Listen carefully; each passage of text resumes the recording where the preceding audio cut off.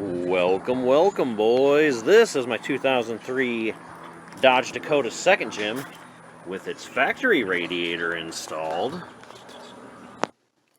So we're going to put this brand new radiator in this old truck.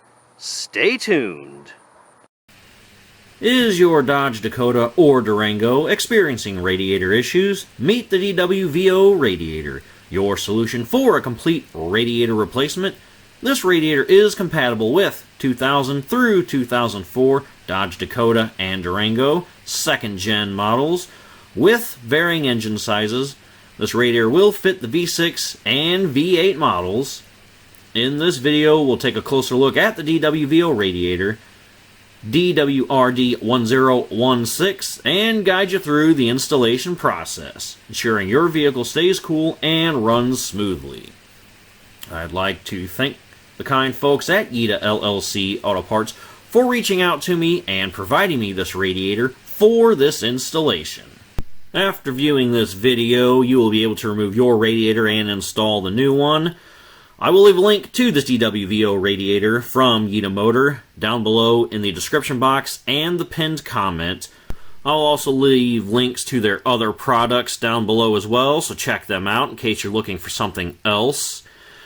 And as you can see, the radiator, as it came shipped, it had plenty of styrofoam around it to protect the tanks and the top and bottoms of the radiator. It also had cardboard protecting the fins during shipping, so it arrived undamaged. And it does come with the clips where we'll be able to mount our hardware. It does not come with new hardware like the screws and bolts. We will have to transplant those from the old radiator.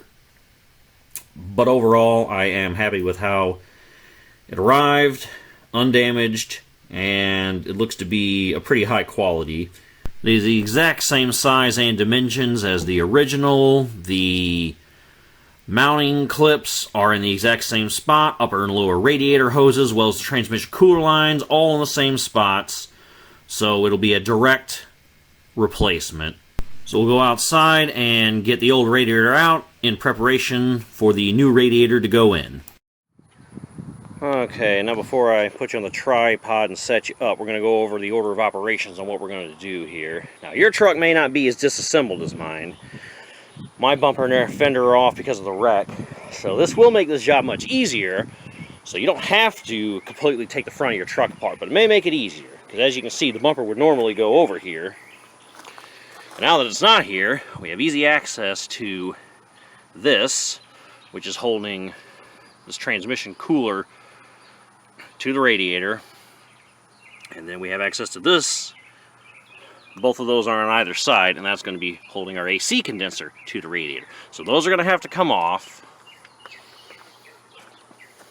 We're going to have to disassemble the radiator from the support, and then to lift it up, we are going to have to take the support off. Of course, this support would normally be on the fender over here like it is here.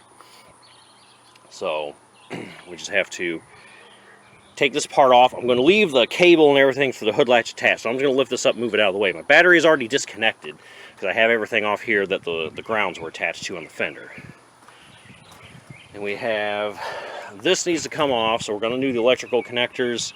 There's a washer reservoir and then the overflow for the coolant. These are level sensors, so we're going to unplug those. And then this sits into the shroud, lower shroud, and then there is a bolt here affixing it to the radiator. There's one on the other side too, so we're going to lift this up and out of the way. That'll probably, I'll see if I can recover the washer fluid. If not, we'll just have to add new, because once I unplug that hose, this hose down here running to it, we're going to leak all of our fluid out. So we'll see about if I can save that or recover it or what we're doing. Then we need to get the fan shroud out, the electric fan, and I'm going to remove the mechanical fan as well because we're going to do an unrelated video with the new fan clutch. So that's what we're going to do. We're going to get this thing out of here and then get our new radiator in. So I'll set you up. If I run into any problems, We'll stop and let you know. Oh, and I feel like I should mention the transmission cooler lines. You got one down there. I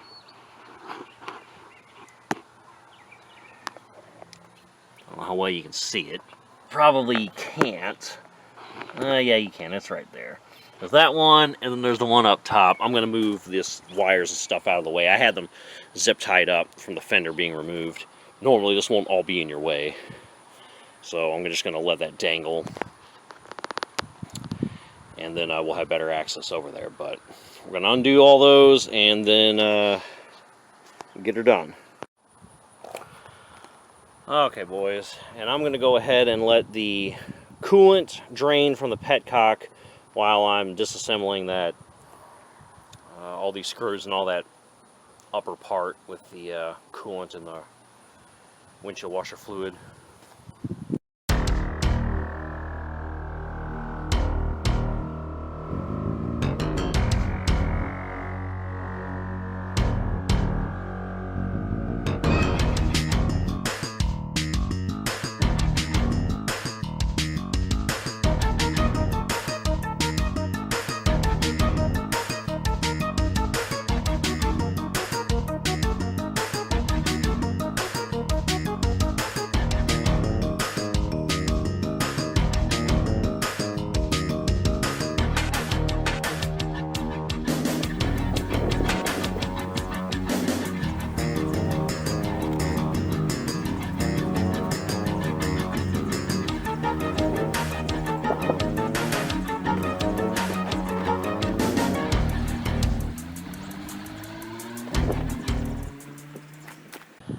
Okay, and got that big thing out of the way.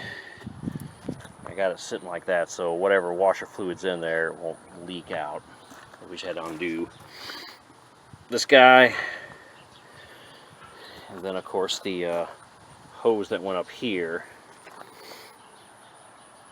There's that right there, so that came out as well. So now we can see inside here a little better. Got access to that transmission cooler line up there. Well, we can get even more access once we take this electric fan out of the way. So we'll get that out of here. Might not even need to remove this lower shroud, but we'll get that out. We'll get this support off, and then that should give us more access to start getting loose those cooler lines. And then we start taking everything apart from the front, and this should come right out.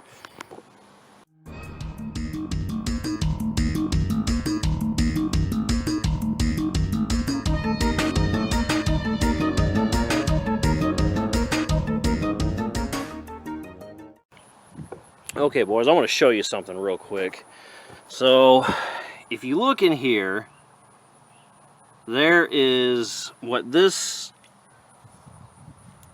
screw threads into is like a small metal square that sits in here. Now, that thing was rusted, so as I'm trying to loosen this square wants to spin inside this plastic thing. So you want to prevent that from happening, or you're going to be in a world of hurt. Now, this is really easy for me because this bumper's not here. So again, you don't have to take the bumper off. I recommend you do, though, because if not, I'd have been in a world of hurt. I got a very tiny screwdriver, as you see here. I can even get it out now. We'll do that a little later, I guess. One of these sets, I got the smallest one, and I hammered it in here on the top, so I'm going to be twisting to the left to loosen. I have these big channel locks in here to kind of clamp down on the plastic to keep it from flexing, and then loosened it with my 10 mil and was able to back that out. So this one up here is like a metal clip, so you shouldn't have that sort of problem, but in case you do, maybe you may want to consider something similar to that. I don't anticipate this one being a problem, but just something to be aware of. You do not want to spin and then make it to where that square starts spinning around in there, or it's going to be a bad news bears for you. So I thought I would just let you know that possible problem and how to prevent it, or it's going to be an all-day process. Because again, the new radiator comes with new clips and stuff. I don't think it comes with new bolts. So once those come out, I'm going to clean them up, anti-seize them, and then we'll thread them back in.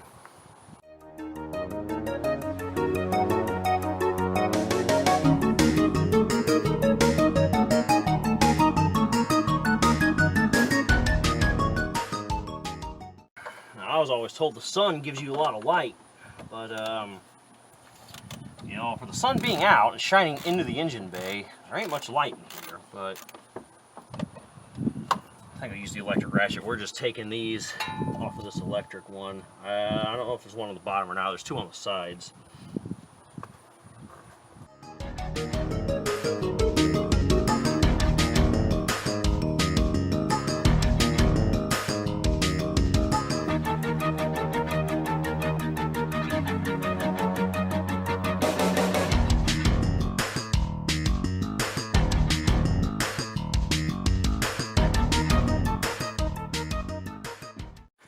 Okay, and so for the electric fan, we're having a problem here.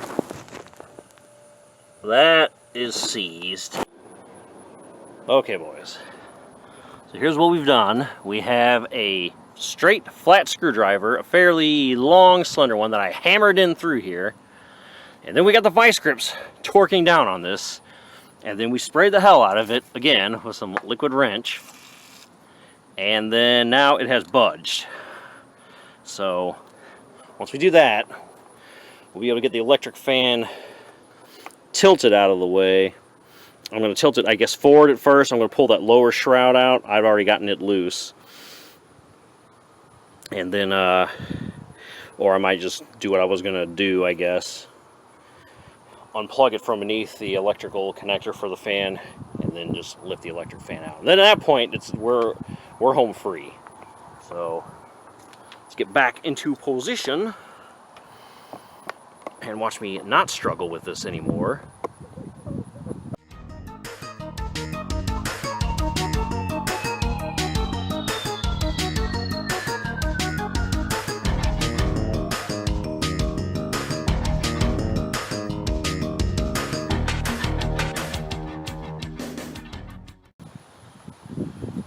Alright, and now we have better view and access.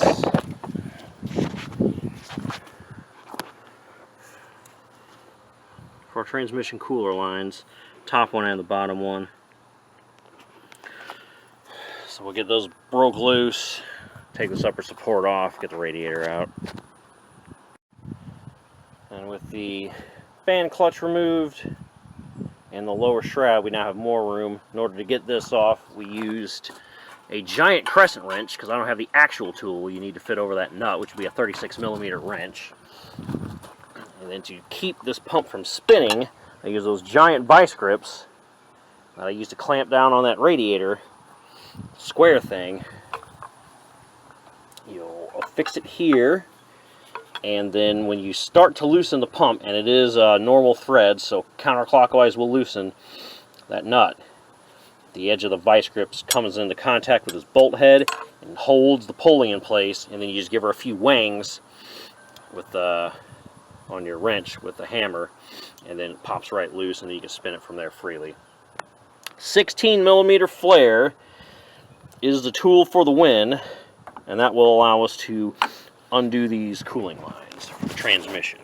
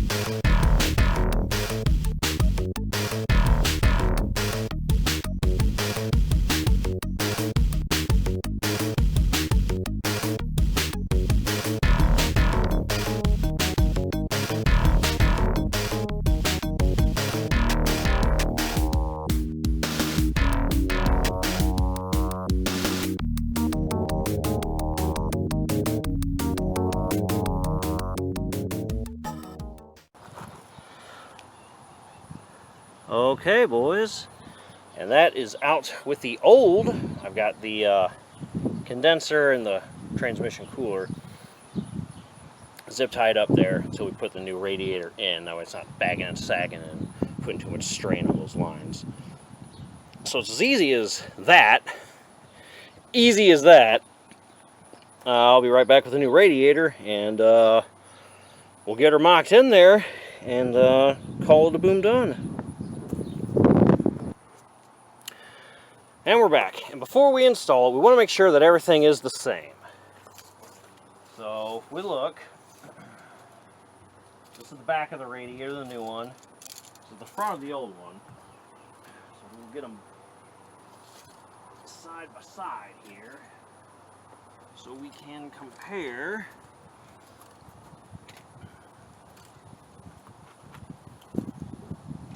Okay. Old radiator's about 1 1/4 inches. New one's also 1 1/4. So the good news is our new radiator, they did not skimp out on materials, which is good. Core part of the radiator, 24 1/4. 24 1/4. Lower, upper, upper, lower. Well, let's put a new O-ring on the upper one. The O-ring came off on the bottom cooler line. I can see the O-ring is still in here on the upper one, which actually might not. Yeah, that's going to have to come out. So I'm going to have to take that out. Or I do have a spare O-ring kit somewhere.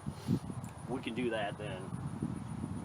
Alright, so the only thing we need to actually transplant over from the old to the new is these little rubber grommets on the top and a little rubber feet on the bottom for when it sits down in that lower radiator support. So that's what we're going to do. We're going to get a new O-ring on that fitting, slide this down in there, and then get everything fitted back as best as we can. I'm not going to do the reinstall in this video. This is just a sponsored product review, and the kind folks again at Yita kind enough to gift me this radiator for this video, and it does match up perfectly. Everything's great. Comes with these parts and those dreaded squares that are in the old ones. So the reason we're not doing the install in this video is because of how difficult these were to get out. I'm not going to reuse these. I'm going to go to the hardware store and purchase all new ones that are the same thread pitch, just not rusted. And then we're going to anti-seize them when we put them in here. That way we don't have this problem again in the future, should we ever have to replace this radiator again. So, alright, we'll get it in. We'll get the final shots and my thoughts and opinions, and then we'll close the video. Alrighty, we have installed our new rubber grommets up top and our rubber feet on the bottom. Let's get her installed.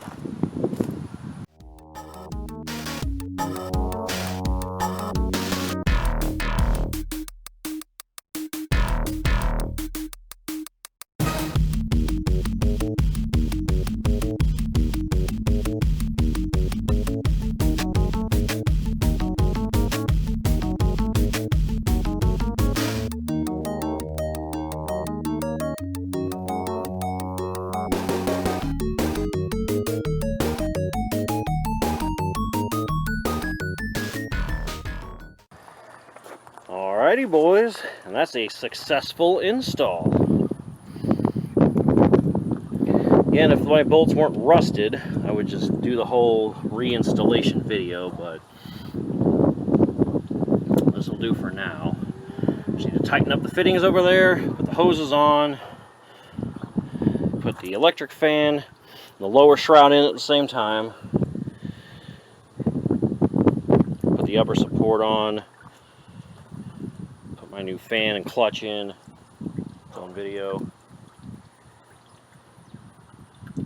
And then that's it. We'll get some actual bolts that aren't rusted to hell. You probably could reuse them And I probably should, considering, am I ever going to have to do this again? Probably not, but if I have to replace this radiator in 20 years, I'm going to be an old man by then, and I really don't want to struggle any more than I have to. So, here are my thoughts and opinions on this. It was made way easier with the bumper being off. You don't have to take the bumper off, but if you run in any of those rusted bolts going through those square deals, you're going to be in a world of hurt if you do not have the bumper off. The only reason I was able to you know, it being only a minor inconvenience for me is the bumper was already off. You know, it was just serendipitous that Yita reached out to me and sent me this radiator when I'd already had the truck taken apart due to the crash and we're rebuilding it. So again, I would like to thank Yita for allowing me the privilege to sponsor, or for them to sponsor this video, send me this radiator and allow me to do this install. So, not the easiest radiator I've ever done. I do believe the Neon's was easier, believe that or not, and the BMW's is way easier. But that's not Yita or anybody else's fault. It's really the engineer's fault for making it. You have to take a bunch of stuff apart in order to get the radiator out. But all in all, it's not hard. It was just a little tedious. It only took me a couple hours. A couple hours out of my day. It's going to take me maybe an hour to button it back up once I run to the parts store and get some non-rusted bolts. So, can you do this on your own? Yes. With basic hand tools? Yes. Some specialty tools might have helped. But I was able to get the water pump pulley off, or the water pump thing off with, you know, a crescent wrench and a vice grip. Everything else went by fairly smoothly. So I do hope that this video helped. If you are watching it, I'm assuming you're thinking about replacing your radiator in your Dakota or Durango. And if you are, go ahead and reach out to Yita. Check them out below in the description and the pinned comment. And get a radiator from them. It was reasonably priced. And the dimensions are exact. So you're not getting a cheap piece of crap radiator that's not going to fit. It's going to have fitment issues, missing stuff. It's too small, it's undersized, or anything like that. You're not going to have any of those problems. It's a direct bolt-in. The only things I had to transplant were the little rubber feet and those rubber grommets up top. And then, you know, they send you the box with a radiator. It's completely foam protected, so it's not going to get damaged during shipping. The fins and everything are protected. And they even give you, you know, if you even have any problems or anything, you know, they give you some paperwork that comes in here. Got a number for customer support. Thing you can check to see what's going on with your vehicle. You know, they give you, they take care of you. They took care of me. And if you happen to stumble across this video and you're not actually looking for a radiator for your Dakota or something else, check out their other stuff.